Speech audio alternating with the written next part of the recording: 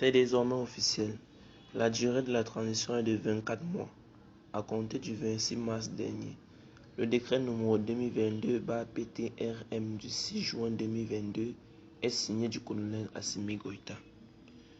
L'article 1er de ce décret dispose que la durée de transition est fixée à 24 mois, à compter du 26 mars 2022, conformément à l'article 22 de la loi numéro 2022-001 du 25 février 2022, portant révision de la charte de la transition.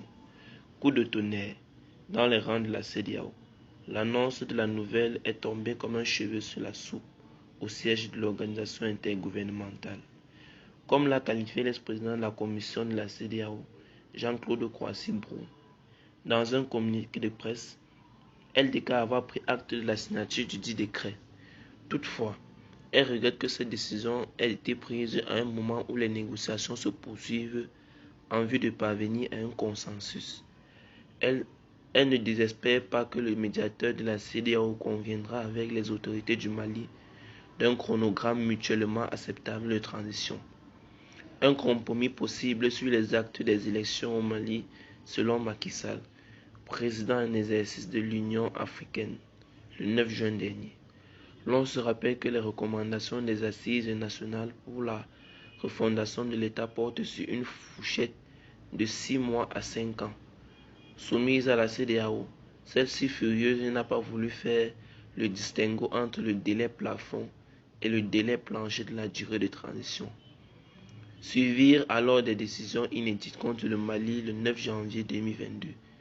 Embargo économique, gel des avoirs maliens à la BCEAO et dans les banques commerciales, rappel de ses ambassadeurs, fermeture de ses frontières terrestres et aériennes avec le Mali, pression sur la Mauritanie et la Guinée pour refuser les services de transit de leurs ports au Mali et Touté-Kantine.